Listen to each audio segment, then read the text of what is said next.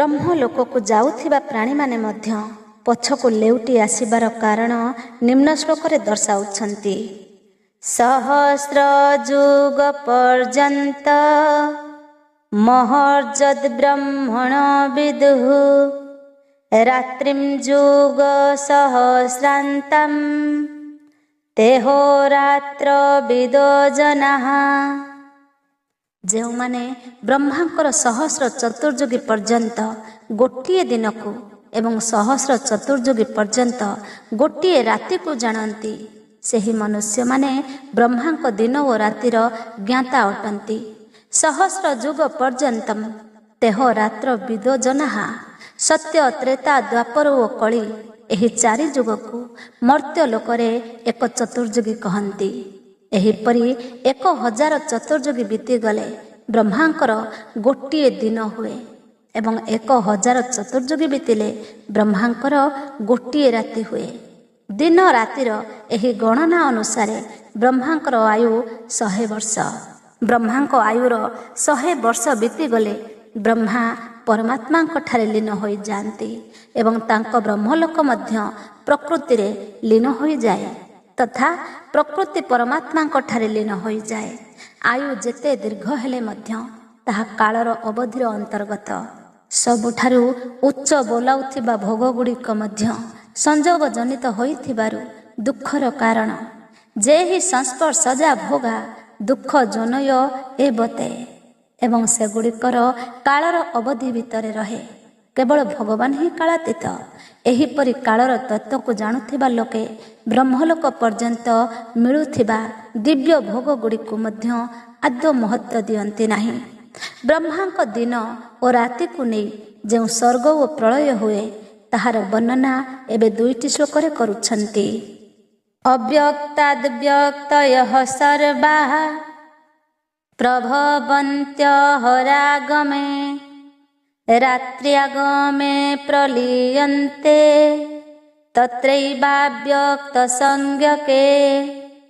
ବ୍ରହ୍ମାଙ୍କ ଦିନର ଆରମ୍ଭ ବେଳେ ଅବ୍ୟକ୍ତରୁ ବ୍ରହ୍ମାଙ୍କ ସୂକ୍ଷ୍ମ ଶରୀରରୁ ସବୁ ଶରୀର ଜାତ ହୁଅନ୍ତି ଏବଂ ବ୍ରହ୍ମାଙ୍କ ରାତ୍ରିର ଆରମ୍ଭ ବେଳେ ସେହି ଅବ୍ୟକ୍ତ ନାମଧାରୀ ବ୍ରହ୍ମାଙ୍କ ସୂକ୍ଷ୍ମ ଶରୀରରେ ସବୁ ଶରୀର ଲୀନ ହୋଇଯାଆନ୍ତି। ଅବ୍ୟକ୍ତାଦ୍ ବ୍ୟକ୍ତୟଃ ତତ୍ରୈବାବ୍ୟକ୍ତ ସଂଜ୍ଞକେ। ପ୍ରାଣୀମାନଙ୍କର ଶରୀର ଗୁଡ଼ିକୁ ଏଠାରେ ବ୍ୟକ୍ତୟଃ କୁହାଯାଇଛି ଏବଂ 14ଦଶ ଅଧ୍ୟାୟର 4ର୍ଥ ଶ୍ଲୋକରେ ମୂର୍ତ୍ତୟଃ କୁହାଯାଇଛି। ଯେପରି ଜୀବର ମୁଁ ଓ ମୋର ଭାବକୁ ନେଇ ହୋଇଥିବା ଜୀବକୃତ ସୃଷ୍ଟି ଜୀବ ନିଦ୍ରାରୁ ଉଠିଲା ପରେ ଜୀବଠାରୁ ହିଁ ଜାତ ହୁଏ ଓ ନିଦ୍ରା ଗଲା ପରେ ତାଠାରେ ହିଁ ଲୀନ ହୋଇଯାଏ।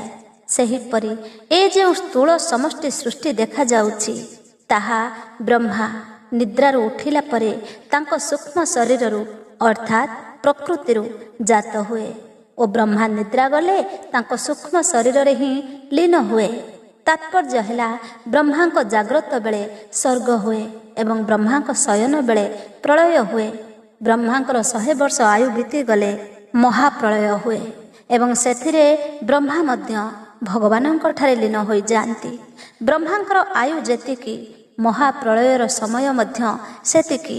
ମହାପ୍ରଳୟ ସମୟ ବିତିଗଲେ ବ୍ରହ୍ମା ଭଗବାନଙ୍କ ଠାରୁ ପ୍ରକଟ ହୁଅନ୍ତି ଓ ସେତେବେଳେ ମହାସ୍ୱର୍ଗ ଆରମ୍ଭ ହୋଇଯାଏ। 16 ଶ୍ଲୋକରେ ଭଗବାନ ବ୍ରହ୍ମଲୋକ ପର୍ଯ୍ୟନ୍ତ ସମସ୍ତ ଲୋକକୁ ପୁନରାବୃତ୍ତି କହିଲେ। ସେଗୁଡ଼ିକ ପୁନରାବୃତ୍ତି କାହିଁକି ତାହାର ଉତ୍ତର ଦେବାକୁ ଯାଇ ଭଗବାନ 17 ଓ 18 ଶ୍ଲୋକରେ କହୁଛନ୍ତି ଯେ ସର୍ବୋଚ୍ଚ ବ୍ରହ୍ମଲୋକ ମଧ୍ୟ କାଳର ଅବଧି ମଧ୍ୟରେ ସୀମିତ। ସେହି ଅବଧିର ବିବେଚନା କରି ଭଗବାନ କହୁଛନ୍ତି ବ୍ରହ୍ମଲୋକର ଅବଧି ଯେତେ ଅଧିକ ହୋଇଥିଲେ ବି ତାହା କାଳର ଅନ୍ତର୍ଗତ। ମାତ୍ର ଭଗବାନ କାଳର ଅବଧିର ଅନ୍ତର୍ଗତ ନୁହନ୍ତି।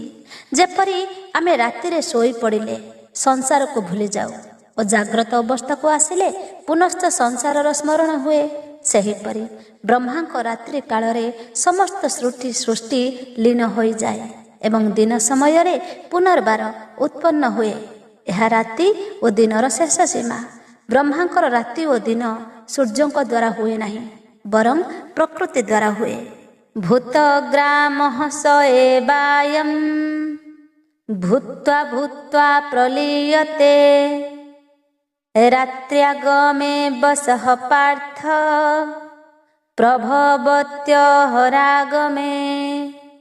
हे पार्थ, से ही एही प्राणी समूह रूपे उत्पन्न होई प्रकृतिर परवश होई जाइथिबारु ब्रह्मांक दिन बेले उत्पन्न हुए एवं ब्रह्मांक रात्रि बेले लीन होई जाए। भूत ग्राम स एवायम, अनादि कालरू जन्म मरण चक्ରରେ पड़िथिबा एही प्राणी समुदाय मोर साक्षात अंश, मोर स्वरूप, मोर सनातन अंश होइथिबारु ए नित्य अटे। स्वर्ग ओ प्रलयर तथा महास्वर्ग ओ महाप्रलୟରେ ମଧ୍ୟ ଏ ଥିଲା ଏବଂ ଆଗକୁ ମଧ୍ୟ ରହିବ। ଏହାର କେବେ ଅଭାବ ହୋଇ ନାହିଁ କି ହେବ ନାହିଁ। ତାତ୍ପର୍ଯ୍ୟ ହେଉଛି ଏହା ଅବିନାଶୀ, ଏହାର କେବେ ବିନାଶ ନାହିଁ। କିନ୍ତୁ ଭୁଲବଶତଃ ଏ ପ୍ରକୃତି ସଙ୍ଗେ ନିଜର ସମ୍ବନ୍ଧ ମାନି ନେଇଛି। ପ୍ରାକୃତ ପଦାର୍ଥ ଶରୀର ଆଦି ତ ବଦଳୁଥାନ୍ତି, ଉତ୍ପନ୍ନ ଓ ନଷ୍ଟ ହେଉଥାନ୍ତି, କିନ୍ତୁ ଏ ସେଗୁଡ଼ିକର ସମ୍ବନ୍ଧକୁ ଜାବୁଡ଼ି ଧରିଥାଏ। କେଡ଼େ ଆଶ୍ଚର୍ଯ୍ୟର କଥା ଯେ ସମ୍ବନ୍ଧୀ ସାଂସାରିକ ପଦାର୍ଥ ତ ରହୁନାହିଁ, କିନ୍ତୁ ତା ସହିତ ସମ୍ବନ୍ଧ ରହିଯାଉଛି। ଏହାର କାରଣ ସେହି ସମ୍ବନ୍ଧକୁ ପ୍ରାଣୀ ନିଜେ ଧରି ରଖିଛି। ତେଣୁ ସେ ନିଜେ ସେହି ସମ୍ବନ୍ଧକୁ ନ ଛାଡ଼ିବା ପର୍ଯ୍ୟନ୍ତ ଅନ୍ୟ କେହି ତାହାକୁ ଛଡ଼ାଇ ପାରିବ ନାହିଁ। ସେହି ସମ୍ବନ୍ଧକୁ ଛାଡ଼ିବାରେ ଜୀବ ସ୍ୱତନ୍ତ୍ର ଓ ସବଳ। ପ୍ରକୃତରେ ସେହି ସମ୍ବନ୍ଧକୁ ରଖିବାରେ ସେ ସଦା ପରତନ୍ତ୍ର। ସେହି ପଦାର୍ଥ ଗୁଡ଼ିକ କ୍ଷଣକୁ କ୍ଷଣ ବଦଳୁଥାନ୍ତି, କିନ୍ତୁ ପ୍ରାଣୀ ନୂଆ ନୂଆ ସମ୍ବନ୍ଧ ଗୁଡ଼ିକୁ ଜାବୁଡ଼ି ଧରୁଥାଏ। ଯଥା ସେ ବାଲ୍ୟାବସ୍ଥାକୁ ଛାଡ଼ି ନଥିଲା କି ଛାଡ଼ିବାକୁ ଚାହିଁ ନଥିଲା, କିନ୍ତୁ ତାହା ଆପେ ଆପେ ଛାଡ଼ି ଚାଲିଗଲା। ସେହିପରି ଯୌବନକୁ ସେ ଛାଡ଼ି ନଥିଲା, କିନ୍ତୁ ତାହା ଆପେ ଆପେ ଛାଡ଼ି ଚାଲିଗଲା। ଅଧିକନ୍ତୁ ସେ ଏହି ଶରୀରକୁ ଛାଡ଼ିବା ପାଇଁ ଚାହେଁ ନାହିଁ, କିନ୍ତୁ ଏହା ମଧ୍ୟ ଛାଡ଼ି ଚାଲିଯିବ। ଏହାର ତାତ୍ପର୍ଯ୍ୟ ହେଲା ପ୍ରାକୃତ ପଦାର୍ଥ ତ ଛାଡ଼ିବାରେ ଲାଗିଥାନ୍ତି, କିନ୍ତୁ ଏହି ଜୀବ ସେହି ପଦାର୍ଥ ସଙ୍ଗେ ନିଜର ସମ୍ବନ୍ଧକୁ ବଜାୟ ରଖିଥାଏ। ଏଥିଯୋଗୁଁ ଏହାକୁ ବାରମ୍ବାର ଶରୀର ଧାରଣ କରିବାକୁ ପଡ଼େ, ବାରମ୍ବାର ଜନ୍ମ ନେବାକୁ ଓ ମରିବାକୁ ପଡ଼େ। ସେ ଏହି ମାନି ନେଇଥିବା ସମ୍ବନ୍ଧକୁ ନ ଛାଡ଼ିବା ଯାଏ ଜନ୍ମ ମରଣ ପରମ୍ପରା ଚାଲୁ ରହିଥିବ, କଦାପି ସମାପ୍ତ ହେବ ନାହିଁ। ଭଗବାନଙ୍କ ଦ୍ୱାରା ଏକୁଟିଆ ଖେଳ ହୋଇପାରିଲା ନାହିଁ। ଏକାକୀ ନ ରମତେ, ତେଣୁ ଖେଳ ଖେଳିବା ପାଇଁ ଅର୍ଥାତ୍ ପ୍ରେମର ଆଦାନ ପ୍ରଦାନ ପାଇଁ ଭଗବାନ ଏହି ପ୍ରାଣୀ ସମୁଦାୟକୁ ଶରୀର ରୂପକ ଖେଳଣା ଦେଇ ପ୍ରକଟ କଲେ। ନିୟମାନୁଯାୟୀ ଖେଳ ସାମଗ୍ରୀ କେବଳ ଖେଳିବା ପାଇଁ ଉଦ୍ଦିଷ୍ଟ, ତାହା କାହାରି ବ୍ୟକ୍ତିଗତ ନୁହେଁ। କିନ୍ତୁ ପ୍ରାଣୀ ସମୁଦାୟ ଖେଳ ଖେଳିବା ତ ଭୁଲିଗଲା ଏବଂ ଖେଳ ସାମଗ୍ରୀକୁ ଅର୍ଥାତ୍ ଶରୀରକୁ ନିଜର ମାନିନେଲା। ଏଥିପାଇଁ ସେ ଏଥିରେ ବାନ୍ଧି ହୋଇଗଲା ଏବଂ ଭଗବାନଙ୍କ ଠାରୁ ସମ୍ପୂର୍ଣ୍ଣ ବିମୁଖ ହୋଇଗଲା। ଭୂତ୍ୱା ଭୂତ୍ୱା ପ୍ରଲୀୟତେ, ଏହି ପଦଗୁଡ଼ିକ ଉତ୍ପନ୍ନ ଓ ନଷ୍ଟଶୀଳ ବା ପ୍ରତିକ୍ଷଣ ପରିବର୍ତ୍ତନଶୀଳ ଶରୀର ପାଇଁ କୁହାଯାଇଛି। ମାତ୍ର ଜୀବ ଶରୀର ଗୁଡ଼ିକର ପରିବର୍ତ୍ତନକୁ ନିଜର ପରିବର୍ତ୍ତନ ଏବଂ ଶରୀର ଗୁଡ଼ିକର ଜନ୍ମ ଓ ମୃତ୍ୟୁକୁ ନିଜର ଜନ୍ମ ଓ ମୃତ୍ୟୁ ମନେ କରୁଥିବାରୁ ତାର ଜନ୍ମ ମରଣ ହୁଏ ବୋଲି କୁହାଯାଇଛି। ଜୀବ ସ୍ୱୟଂ ସତ୍ସ୍ୱରୂପ ଭୂତ ଗ୍ରାମ ସ ଏବାୟମ୍, ଏବଂ ଶରୀର ଉତ୍ପତ୍ତି ବିନାଶଶୀଳ ଭୂତ୍ୱା ଭୂତ୍ୱା ପ୍ରଲୀୟତେ। ଏଣୁ ଶରୀର ଧାରଣ କରିବା ଅର୍ଥାତ୍ ଜନ୍ମ ମରଣ ହେବା ପରଧର୍ମ ଏବଂ ମୁକ୍ତ ହେବା ସ୍ୱଧର୍ମ। ରାତ୍ରିୟ ଗମେ ବସଃ ପାର୍ଥ ପ୍ରଭବତ୍ୟ ହରାଗମେ। ଏଠାରେ ଅବସହ କହିବାର ତାତ୍ପର୍ଯ୍ୟ ହେଉଛି, ଯଦି ଜୀବ ପ୍ରକୃତିର ବସ୍ତୁ ମଧ୍ୟରୁ କୌଣସି ବସ୍ତୁକୁ ବି ନିଜର ବୋଲି ମାନୁଥିବ, ତେବେ ସେ ନିଜକୁ ସେହି ବସ୍ତୁର ସ୍ୱାମୀ ବୋଲି ଭ୍ରମ ଧାରଣା କରୁଥିଲେ ମଧ୍ୟ ପ୍ରକୃତରେ ସେହି ବସ୍ତୁର ଅଧୀନ ବା ପରବଶ ହୋଇଯିବ। ପ୍ରାକୃତ ପଦାର୍ଥ ଗୁଡ଼ିକୁ ସେ ଯେତେ ଅଧିକ ଗ୍ରହଣ କରିବ, ସେତିକି ପରତନ୍ତ୍ର ହେବ। ତାର ପରତନ୍ତ୍ରତା କେବେ ଦୂର ହେବ ନାହିଁ। ବ୍ରହ୍ମା ନିଦ୍ରାରୁ ଉଠିଲେ ଓ ଶୋଇଲେ, ଅର୍ଥାତ୍ ସ୍ୱର୍ଗ ଓ ପ୍ରଳୟ ହେଲେ। ବ୍ରହ୍ମା ପ୍ରକଟ ହେଲେ ଓ ଲୀନ ହେଲେ, ଅର୍ଥାତ୍ ମହାସ୍ୱର୍ଗ ଓ ମହାପ୍ରଳୟ ହେଲେ। ତଥା ବର୍ତ୍ତମାନ ପ୍ରକୃତିର ଅଧୀନ ହୋଇ କର୍ମ କରିଚାଲିଲେ ମଧ୍ୟ ଜୀବ ଜନ୍ମ ହେବା, ମରିବା, କର୍ମ କରିବା ଓ କର୍ମଫଳ ଭୋଗିବା ରୂପକ ସଙ୍କଟରୁ କେବେ ମୁକ୍ତ ହେବ ନାହିଁ। ଏଥିରୁ ପ୍ରମାଣିତ ହେଲା ଯେ ପରମାତ୍ମାଙ୍କ ପ୍ରାପ୍ତି ନ ହେବା ଯାଏ ଆତ୍ମବୋଧ ନ ହେବା ଯାଏ ଓ ପ୍ରକୃତିର ସମ୍ବନ୍ଧକୁ ନ ଛାଡ଼ିବା ଯାଏ ଏହି ଜୀବ ପରତନ୍ତ୍ର ହୋଇଥିବାରୁ ଦୁଃଖ ରୂପକ ଜନ୍ମ ମରଣ ଚକ୍ରରୁ କଦାପି ମୁକ୍ତ ହୋଇ ନପାରେ। ମାତ୍ର ଯଦି ତାର ପ୍ରକୃତି ଓ ପ୍ରକୃତି ଜନିତ ପଦାର୍ଥର ପରବଶତା ନ ରହେ, ଅର୍ଥାତ୍ ଯଦି ତାକୁ ପ୍ରକୃତିର ସମ୍ବନ୍ଧରୁ ସର୍ବୋତ୍ତ ଭାବେ ରହିତ ନିଜ ଶୁଦ୍ଧ ସ୍ୱରୂପର ବୋଧ ହୋଇଯାଏ, ତେବେ ସେ ମହାସ୍ୱର୍ଗରେ ଉତ୍ପନ୍ନ ହୁଏ ନାହିଁ କି ମହାପ୍ରଳୟରେ ବି ବ୍ୟଥିତ ହୁଏ ନାହିଁ। ସ୍ୱର୍ଗେପି ନୋପଜାୟନ୍ତେ ପ୍ରଳୟ ନ ବ୍ୟଥନ୍ତି ଚ। ବାସ୍ତବରେ ପ୍ରକୃତି ଜନିତ ପଦାର୍ଥ ଗୁଡ଼ିକୁ ମହତ୍ଵ ଦେବା ଓ ସେ ସବୁକୁ ସ୍ୱୀକାର କରିବା ହିଁ ପରବଶତା। ଏହି ପରବଶତାକୁ ହିଁ କେଉଁଠି କାଳର, କେଉଁଠି ସ୍ୱଭାବର, କେଉଁଠି କର୍ମର, ଆଉ କେଉଁଠି ଗୁଣର ପରବଶତା ନାମରେ ନାମିତ କରାଯାଇଛି।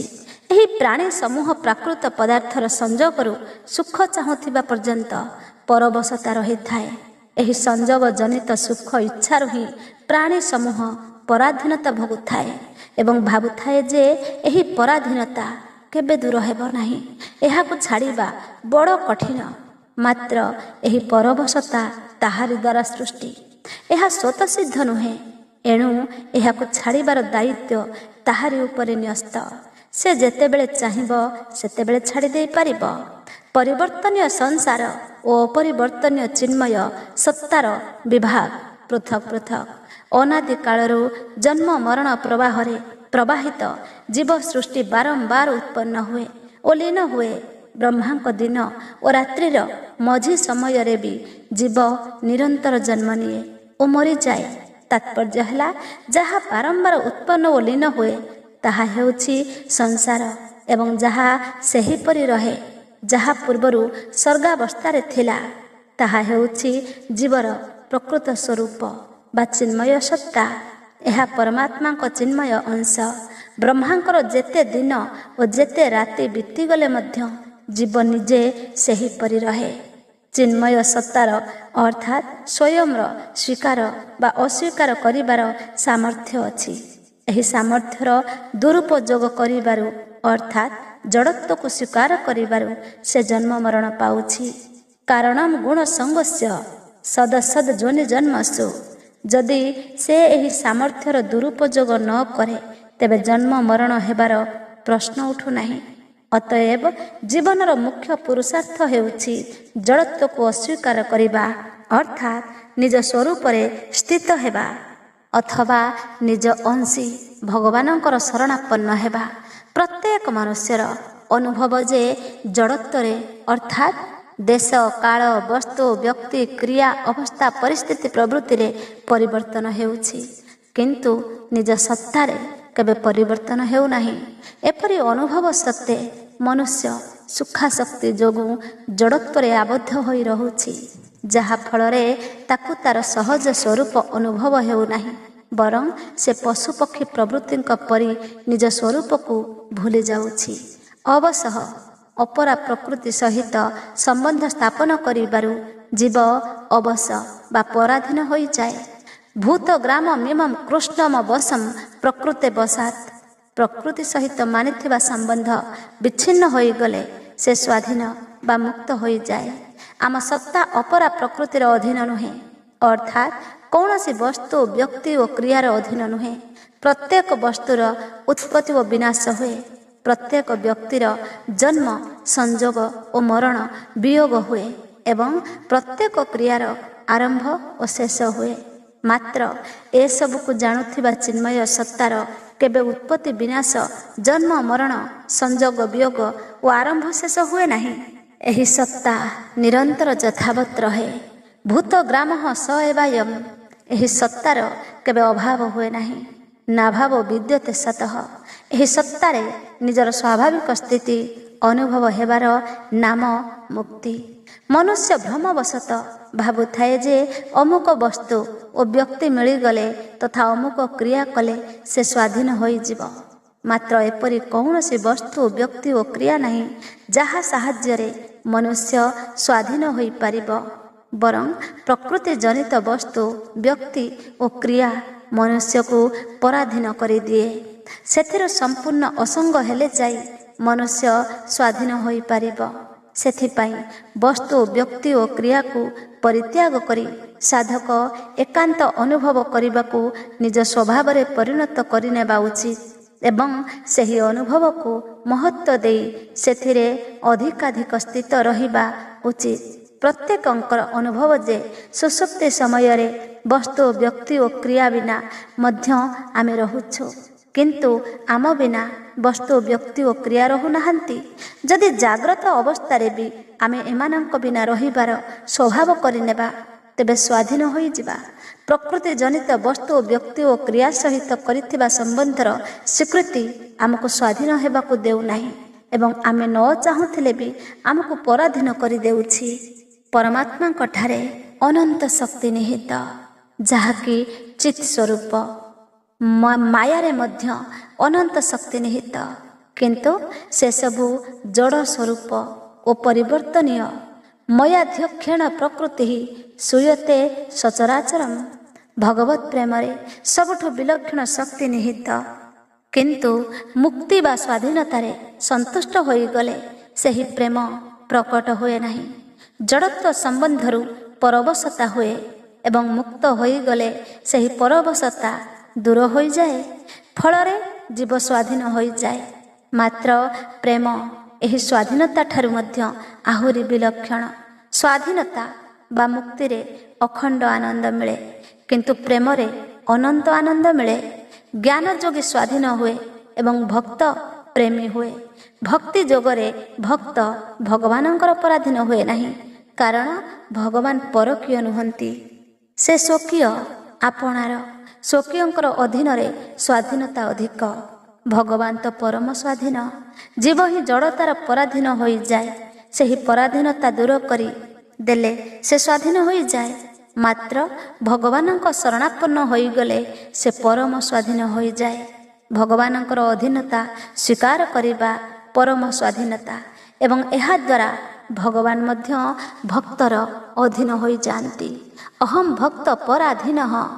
ଅନିତ୍ୟ ସଂସାରର ବର୍ଣ୍ଣନା କରି ଏବେ ନିମ୍ନ ଶ୍ଲୋକରେ ଜୀବଙ୍କ ପାଇଁ ପ୍ରାପଣୀୟ ପରମାତ୍ମାଙ୍କର ବିଶେଷ ମହିମା ବର୍ଣ୍ଣନ କରୁଛନ୍ତି।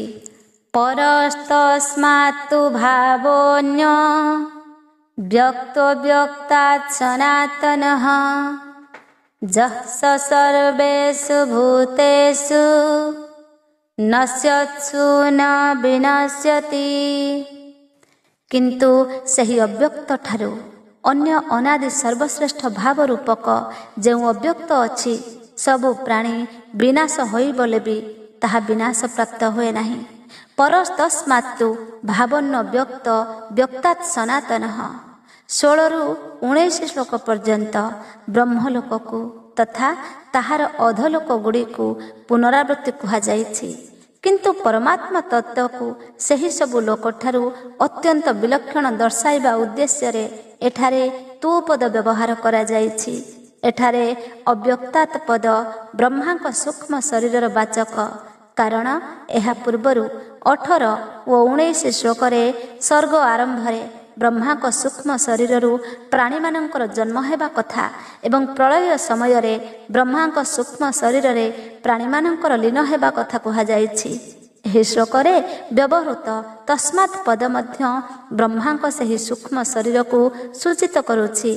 ଏହା ସତ୍ତ୍ୱେ ଏଠାରେ ବ୍ରହ୍ମାଙ୍କ ସୂକ୍ଷ୍ମ ଶରୀରରୁ ସମଷ୍ଟି ମନ, ବୁଦ୍ଧି ଓ ଅହଙ୍କାରରୁ ମଧ୍ୟ ପର ଅର୍ଥାତ୍ ଅତ୍ୟନ୍ତ ବିଲକ୍ଷଣ ଯେଉଁ ଭାବ ରୂପକ ଅବ୍ୟକ୍ତ କଥା କୁହାଯାଇଛି, ତାହା ବ୍ରହ୍ମାଙ୍କ ସୂକ୍ଷ୍ମ ଶରୀର ଠାରୁ ଏପରିକି ବ୍ରହ୍ମାଙ୍କ କାରଣ ଶରୀର ଠାରୁ ମୂଳ ପ୍ରକୃତି ଠାରୁ ମଧ୍ୟ ଅତ୍ୟନ୍ତ ବିଲକ୍ଷଣ।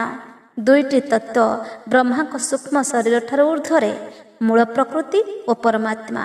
ଏହା ମୂଳ ପ୍ରକୃତିର ପ୍ରସଙ୍ଗ ନୁହେଁ, ବରଂ ପରମାତ୍ମାଙ୍କର ପ୍ରସଙ୍ଗ। ତେଣୁ ଏହି ଶ୍ଲୋକରେ ପରମାତ୍ମାଙ୍କୁ ହିଁ ପର ଓ ଶ୍ରେଷ୍ଠ ତତ୍ତ୍ୱ ବୋଲି କୁହାଯାଇଛି। ସମସ୍ତ ପ୍ରାଣୀ ନଷ୍ଟ ହୋଇଗଲେ ମଧ୍ୟ ସେହି ତତ୍ତ୍ୱ ନଷ୍ଟ ହୁଏ ନାହିଁ। ପରବର୍ତ୍ତୀ ଶ୍ଲୋକରେ ମଧ୍ୟ ଅବ୍ୟକ୍ତ କ୍ଷର ଆଦି ପଦମାନଙ୍କରେ ସେହି ପରମାତ୍ମାଙ୍କର ବର୍ଣ୍ଣନା ହୋଇଛି। ପ୍ରାଣୀମାନଙ୍କର ଅପ୍ରାକଟ୍ୟକୁ ଗୀତାରେ ଅବ୍ୟକ୍ତ କୁହାଯାଇଛି। ଅବ୍ୟକ୍ତାଦୀନି ଭୂତାନି, ସୂକ୍ଷ୍ମ ଶରୀରକୁ ମଧ୍ୟ ଅବ୍ୟକ୍ତ କୁହାଯାଇଛି। ପ୍ରକୃତିକୁ ମଧ୍ୟ ଅବ୍ୟକ୍ତ କୁହାଯାଇଛି। ଅବ୍ୟକ୍ତ ମେବଚ ଇତ୍ୟାଦି ପରମାତ୍ମାଙ୍କ ସ୍ୱରୂପ ବ୍ୟକ୍ତ ହୋଇଥାଉ ବା ଅବ୍ୟକ୍ତ ହୋଇଥାଉ, ଏମାନଙ୍କ ଠାରୁ ତାହା ବିଲକ୍ଷଣ ଓ ଶ୍ରେଷ୍ଠ। ତାହା ଭାବ ରୂପ ଅଟେ, ଅର୍ଥାତ୍ କସ୍ମିନ୍ କାଳେ ତାର ଅଭାବ ହୋଇନାହିଁ, ହେବ ନାହିଁ କି ହୋଇପାରିବ ନାହିଁ। କାରଣ ତାହା ପର ଅର୍ଥାତ୍ ସର୍ବଶ୍ରେଷ୍ଠ। ତାହାଠାରୁ କେହି ଶ୍ରେଷ୍ଠ ହୋଇନପାରେ ଏବଂ ହେବାର ସମ୍ଭାବନା ମଧ୍ୟ ନାହିଁ। ଯହସ ସର୍ବେଷୁ ଭୂତେଷୁ ନଶ୍ୟତ୍ସୁ ନ ବିନଶ୍ୟତି। ଏବେ ଉତ୍ତରାର୍ଦ୍ଧରେ ଏହାର ବିଲକ୍ଷଣତା ଦର୍ଶାଉଛନ୍ତି ଯେ ସବୁ ପ୍ରାଣୀ ନଷ୍ଟ ହୋଇଗଲେ ମଧ୍ୟ ଅର୍ଥାତ୍ ସବୁ ଶରୀରର ଅଭାବ ହୋଇଗଲେ ମଧ୍ୟ ପରମାତ୍ମା ତତ୍ତ୍ୱର କେବେ ଅଭାବ ହୁଏ ନାହିଁ। ସେହି ପରମାତ୍ମାଙ୍କର ଏହିଭଳି ଅବ୍ୟକ୍ତ ସ୍ୱରୂପ ନ ବିନଶ୍ୟତି କହିବାର ତାତ୍ପର୍ଯ୍ୟ ହେଉଛି ଯେ ସଂସାରରେ କାର୍ଯ୍ୟ ରୂପକ ଅନେକ ପ୍ରକାର ପରିବର୍ତ୍ତନ ହେଉଥିଲେ ସୁଦ୍ଧା ସେହି ପରମାତ୍ମା ତତ୍ତ୍ୱ ଯଥାବତ୍ ଅପରିବର୍ତ୍ତିତ ରହେ। ସେଥିରେ କଦାପି କୌଣସି ପରିବର୍ତ୍ତନ ହୁଏ ନାହିଁ। ଗୋଟିଏ ହେଉଛି ଅପରିବର୍ତ୍ତନଶୀଳ ତତ୍ତ୍ୱ ପରା ଏବଂ ଅନ୍ୟଟି ହେଉଛି ପରିବର୍ତ୍ତନଶୀଳ ଅସ୍ଥାୟୀ ତତ୍ତ୍ୱ ଅପରା।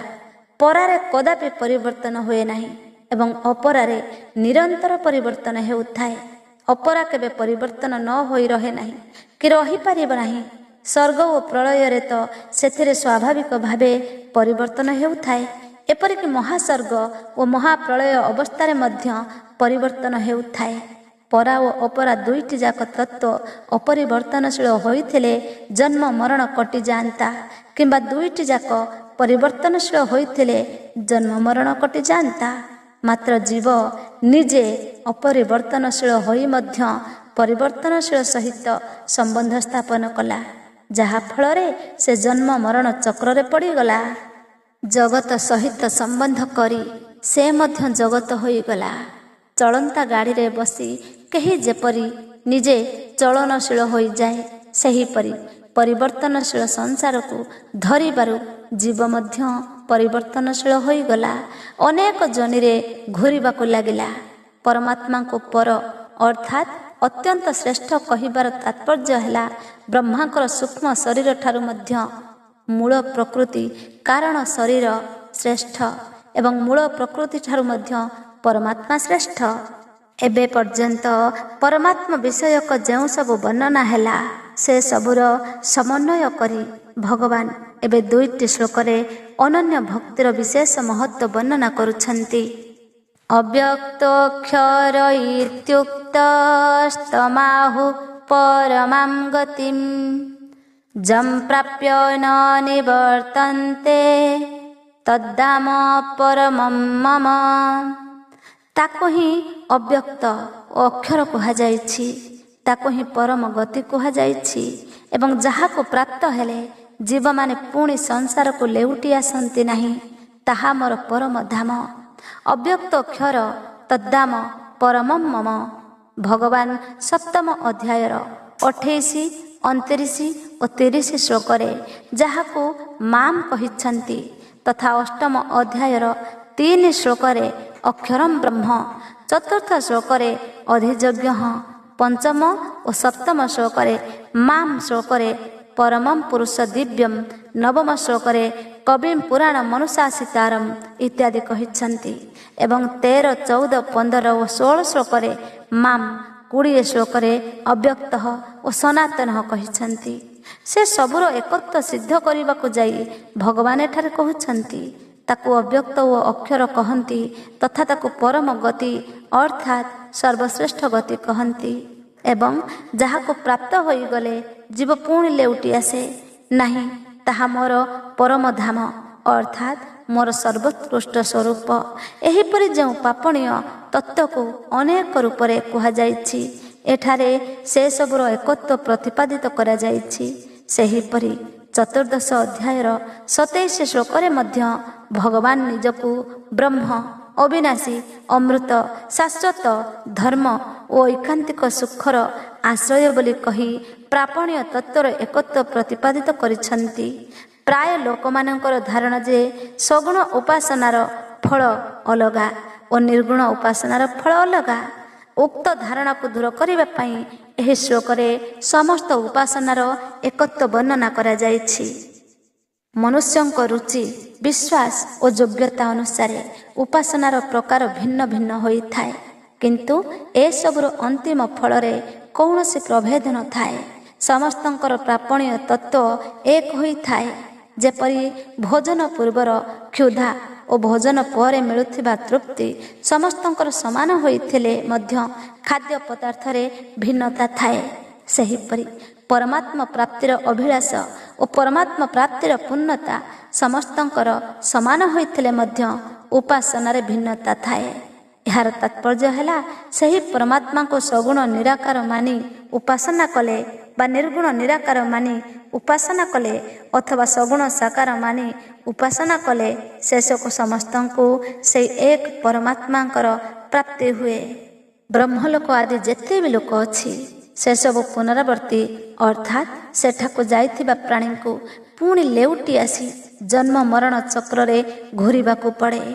କାରଣ ସେସବୁ ଲୋକ ପ୍ରକୃତି ରାଜ୍ୟର ଅନ୍ତର୍ଗତ ଏବଂ ବିନାଶୀ, ମାତ୍ର ଭଗବତ ଧାମ ପ୍ରକୃତି ଠାରୁ ଉର୍ଦ୍ଧ୍ୱରେ ଓ ତାହା ଅବିନାଶୀ। ସେଠିକି ଯାଇଥିବା ପ୍ରାଣୀମାନଙ୍କୁ ଗୁଣାଧୀନ ହୋଇ ଫେରି ଆସିବାକୁ ପଡ଼େ ନାହିଁ, ତାକୁ ଜନ୍ମ ନେବାକୁ ପଡ଼େ ନାହିଁ।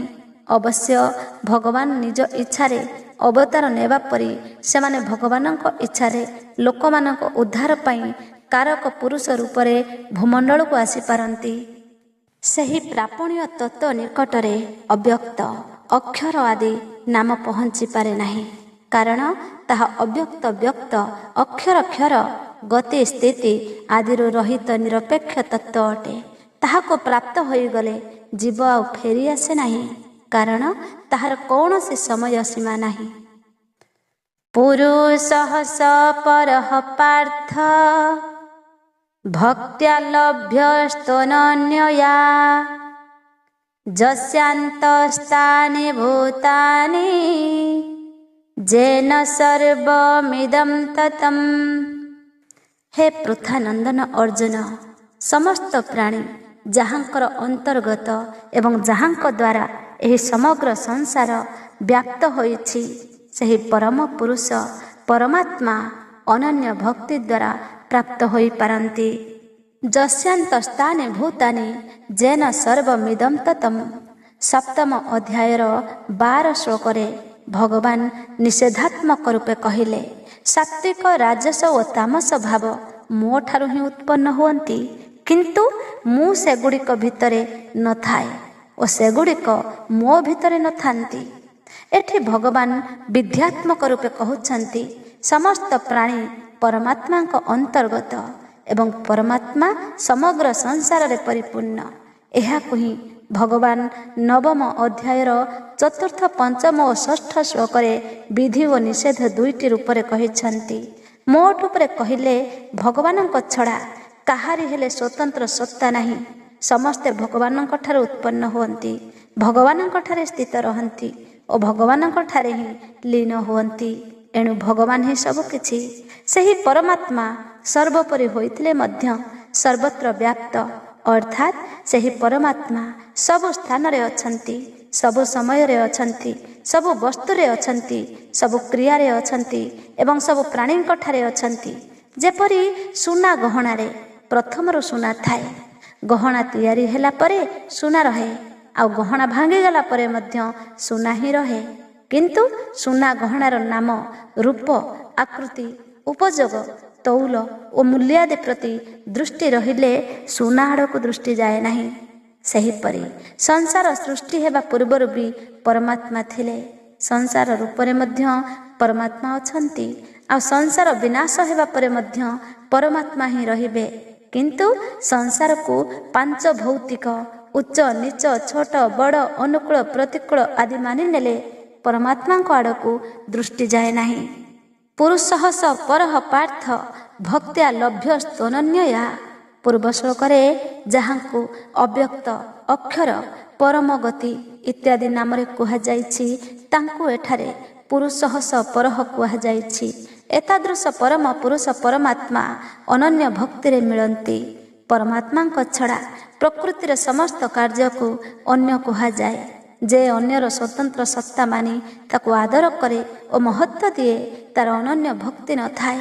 ଏଥିପାଇଁ ପରମାତ୍ମା ପ୍ରାପ୍ତିରେ ବିଳମ୍ବ ହୁଏ। ପରମାତ୍ମାଙ୍କ ଛଡ଼ା କାହାରି ସତ୍ତା ଓ ମହତ୍ଵ ନ ମାନିଲେ ତଥା ଭଗବାନଙ୍କୁ ପ୍ରସନ୍ନ କରିବା ପାଇଁ ପ୍ରତ୍ୟେକ କ୍ରିୟା କଲେ ତାହା ତାର ଅନନ୍ୟ ଭକ୍ତି ହୁଏ। ସେହି ଅନନ୍ୟ ଭକ୍ତି ଦ୍ୱାରା ସେ ପରମ ପୁରୁଷ ପରମାତ୍ମାଙ୍କୁ ପ୍ରାପ୍ତ ହୁଏ।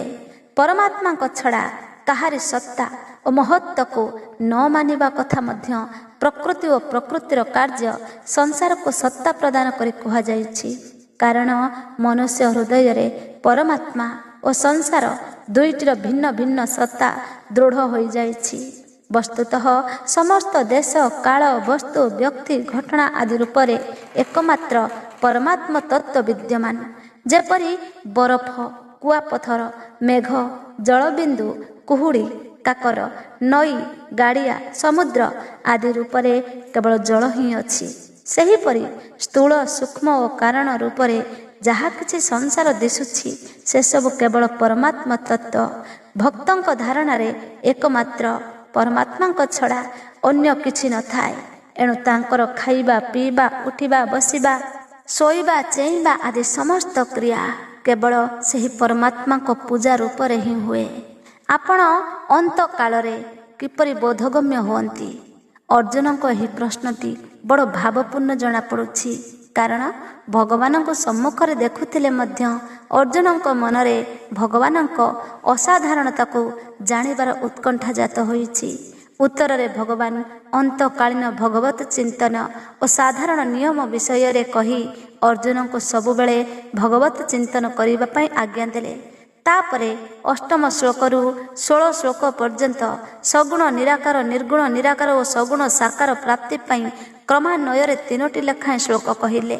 ସେଥିମଧ୍ୟରୁ ବି ସଗୁଣ ନିରାକାର ଓ ନିର୍ଗୁଣ ନିରାକାରର ପ୍ରାପ୍ତି ପ୍ରାଣ ନିରୋଧ କରିବାକୁ ପଡ଼ୁଥିବାରୁ କଠିନ ବୋଲି କହିଛନ୍ତି ଏବଂ ସଗୁଣ ସାକାର ଉପାସନାରେ ଭଗବାନଙ୍କ ଆଶ୍ରା ନେଇ ତାଙ୍କୁ ଚିନ୍ତନ କରିବା ପାଇଁ ପଡ଼ୁଥିବାରୁ ସଗୁଣ ସାକାର ପ୍ରାପ୍ତି ବହୁତ ସହଜ ବୋଲି କହିଛନ୍ତି। 16 ଶ୍ଲୋକ ପରେ ସଗୁଣ ସାକାର ସ୍ୱରୂପର ବିଶେଷ ମହିମା ବର୍ଣ୍ଣନା କରିବା ପାଇଁ ଭଗବାନ 6ଟି ଶ୍ଲୋକ କହିଛନ୍ତି। ତନ୍ମଧ୍ୟରୁ ପ୍ରଥମ 3ଟି ଶ୍ଲୋକରେ ବ୍ରହ୍ମାଙ୍କର ଓ ବ୍ରହ୍ମଲୋକର ଅବଧି ବର୍ଣ୍ଣନା କରିଛନ୍ତି ଏବଂ ପର 3ଟି ଶ୍ଲୋକରେ ବ୍ରହ୍ମାଙ୍କ ଠାରୁ ଓ ବ୍ରହ୍ମଲୋକ ଠାରୁ ନିଜର ଓ ନିଜ ଲୋକର ବିଲକ୍ଷଣତା ଦର୍ଶାଇଛନ୍ତି। ଭଗବାନଙ୍କ କହିବାର ଉଦ୍ଦେଶ୍ୟ ଯେ ବ୍ରହ୍ମାଙ୍କ ସୂକ୍ଷ୍ମ ଶରୀର ଠାରୁ ମଧ୍ୟ ମୋର ସ୍ୱରୂପ ବିଲକ୍ଷଣ। ଉପାସନାରେ ଯେତେ ଗତି ଅଛି ସେସବୁ ମୋ ସ୍ୱରୂପର ଅନ୍ତର୍ଗତ। ଏତାଦୃଶ ମୋର ସର୍ବୋତ୍କୃଷ୍ଟ ସ୍ୱରୂପ କେବଳ ମୋ ପରାୟଣ ହେଲେ ମିଳେ, ଅର୍ଥାତ୍ ଅନନ୍ୟ ଭକ୍ତିରେ ମିଳେ।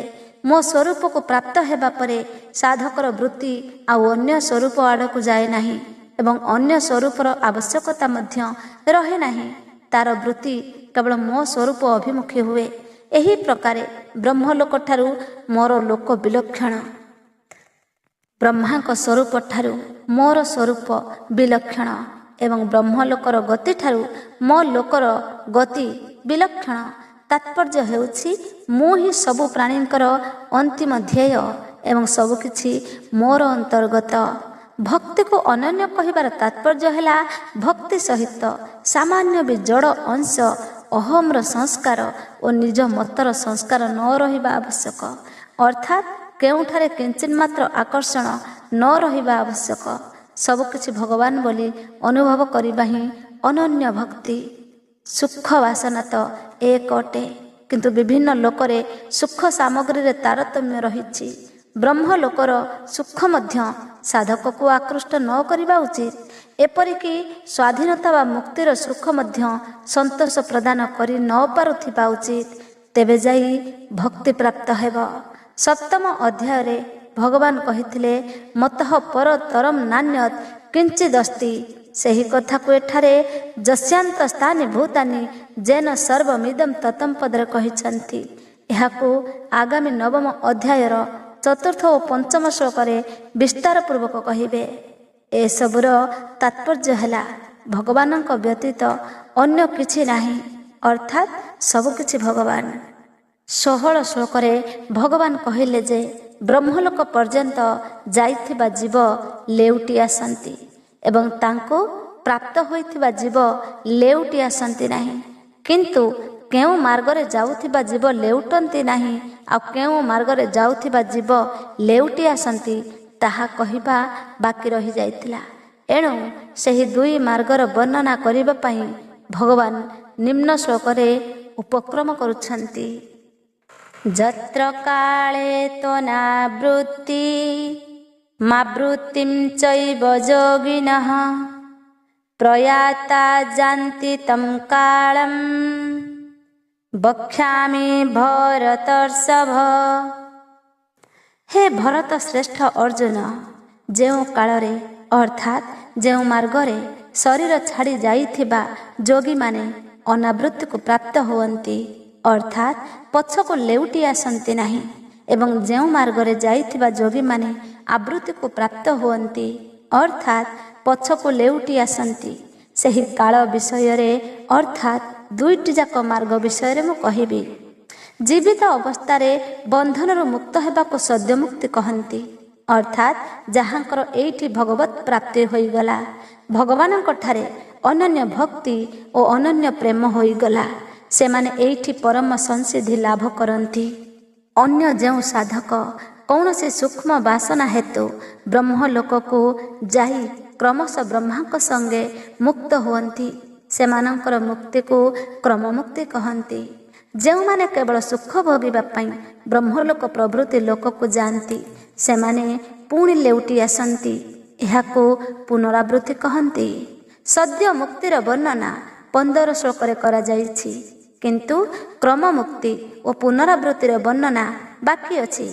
ତେଣୁ ଏ ଦୁଇଟିକୁ ବର୍ଣ୍ଣନା କରିବା ପାଇଁ ଭଗବାନ ଏହି ପ୍ରକରଣ ଆରମ୍ଭ କରୁଛନ୍ତି। ଯତ୍ର କାଳେ ତ୍ୱନାବୃତ୍ତି ମା ବୃତ୍ତିଂ ବକ୍ଷ୍ୟାମି ଭରତର୍ଷଭ। ପୂର୍ବରୁ ଛାଡ଼ି ଯାଇଥିବା ବିଷୟକୁ ସୂଚାଇବା ପାଇଁ ଏଠାରେ ତୁ ଅବ୍ୟୟ ପଦ ପ୍ରୟୋଗ ହୋଇଛି। ଊର୍ଦ୍ଧ୍ୱଗତି ପ୍ରାପ୍ତ ଲୋକମାନଙ୍କୁ କାଳାଭିମାନୀ ଦେବତା ଯେଉଁ ମାର୍ଗରେ ନେଇଯାଆନ୍ତି, ଏଠାରେ କାଳ ଶବ୍ଦ ସେହି ମାର୍ଗର ବାଚକ। କାରଣ ପରବର୍ତ୍ତୀ 27 ଓ 26 ଶ୍ଲୋକରେ ଏହି କାଳ ଶବ୍ଦଟି ମାର୍ଗର ସମାର୍ଥବୋଧକ ଗତି ଓ ସ୍ମୃତି ଶବ୍ଦ ଦ୍ୱାରା କଥିତ ହୋଇଛି। ଅନାବୃତ୍ତି ମା ବୃତ୍ତିଂ କହିବାର ତାତ୍ପର୍ଯ୍ୟ ହେଲା ଅନାବୃତ ଜ୍ଞାନ ସମ୍ପନ୍ନ ପୁରୁଷ ହିଁ ଅନାବୃତ୍ତିକୁ ପ୍ରାପ୍ତ ହୁଅନ୍ତି ଏବଂ ଆବୃତ ଜ୍ଞାନ ସମ୍ପନ୍ନ ପୁରୁଷ ହିଁ ଆବୃତ୍ତିକୁ ପ୍ରାପ୍ତ ହୁଅନ୍ତି। ଯେଉଁମାନେ ସାଂସାରିକ ପଦାର୍ଥରୁ ଓ ଭୋଗରୁ ବିମୁଖ ହୋଇ ପରମାତ୍ମାଙ୍କ ସମ୍ମୁଖ ହୋଇଯାଇଛନ୍ତି ସେମାନଙ୍କର ଜ୍ଞାନ ବିବେକ ଅନାବୃତ ଅର୍ଥାତ୍ ସେମାନଙ୍କ ଜ୍ଞାନରେ କୌଣସି ଆବରଣ ନାହିଁ, ତାହା ଜାଗ୍ରତ ରହିଛି। ତେଣୁ ସେମାନେ ସେହି ଅନାବୃତ୍ତି ମାର୍ଗରେ ଯାଆନ୍ତି ଯେଉଁଠାରୁ ଆଉ ଲେଉଟିବାକୁ ପଡ଼େ ନାହିଁ। ନିଷ୍କାମ ଭାବ ଥିବାରୁ ସେମାନଙ୍କ ମାର୍ଗରେ ଆଲୋକ ରହେ ଅର୍ଥାତ୍ ବିବେକର ମୁଖ୍ୟତା ରହେ। ସାଂସାରିକ ପଦାର୍ଥରେ ଓ ଭୋଗରେ ଆସକ୍ତି କାମନା ଓ ମମତା ରଖିଥିବା ଯେଉଁ ଲୋକେ ନିଜ ସ୍ୱରୂପରୁ ତଥା ପରମାତ୍ମାଙ୍କ ଠାରୁ ବିମୁଖ ହୋଇଯାଇଛନ୍ତି ସେମାନଙ୍କର ଜ୍ଞାନ ଆବୃତ ଅର୍ଥାତ୍ ସେମାନଙ୍କ ଜ୍ଞାନରେ ଆବରଣ ଅଛି। ଏଣୁ ସେମାନେ ସେହି ଆବୃତ୍ତି ମାର୍ଗରେ ଯାଆନ୍ତି ଯେଉଁଠାରୁ ପୁଣି ଜନ୍ମ ମରଣ ଚକ୍ରକୁ ଫେରି ଆସିବାକୁ ପଡ଼େ। ସକାମ ଭାବ ଥିବାରୁ ସେମାନଙ୍କ ମାର୍ଗରେ ଅନ୍ଧକାର ରହେ ଅର୍ଥାତ୍ ଅବିବେକର ମୁଖ୍ୟତା ରହେ। ପରମ ପ୍ରାପ୍ତି ଉଦ୍ଦେଶ୍ୟ ହୋଇଥିଲେ ମଧ୍ୟ ଭିତରେ ଆଂଶିକ ବାସନା ରହିଥିବାରୁ ଯେଉଁମାନେ ଅନ୍ତକାଳରେ ବିଚଳିତ ମନା ହୋଇ ପୁଣ୍ୟକାରୀଙ୍କର ଲୋକକୁ ଭୋଗଭୂମିକୁ ପ୍ରାପ୍ତ ହୋଇ ପୁଣି ସେଠାରୁ ଲେଉଟି ଆସନ୍ତି ସେଭଳି ଯୋଗଭ୍ରଷ୍ଟମାନଙ୍କୁ ମଧ୍ୟ ଆବୃତ୍ତି ମାର୍ଗୀଙ୍କର ଅନ୍ତର୍ଗତ କରିବା ପାଇଁ ଏଠାରେ ଚୈବ ପଦ ବ୍ୟବହୃତ ହୋଇଛି। ଏଠାରେ ଯୋଗିନଃ ପଦ ନିଷ୍କାମ ଓ ସକାମ ଉଭୟ ପ୍ରକାର ମନୁଷ୍ୟଙ୍କ ପାଇଁ ବ୍ୟବହୃତ ହୋଇଛି। ଯେ ପରିବର୍ତ୍ତନଶୀଳ ପ୍ରକୃତି ସହିତ ସମ୍ବନ୍ଧ ରଖେ ତାକୁ ପୁଣି ଲେଉଟି ଆସିବାକୁ ପଡ଼େ, କିନ୍ତୁ ଯେ ଏହା ସହିତ ସମ୍ବନ୍ଧ ରଖେ ନାହିଁ ତାକୁ ଆଉ ଲେଉଟି ଆସିବାକୁ ପଡ଼େ ନାହିଁ। ଜୟ ଜଗନ୍ନାଥ।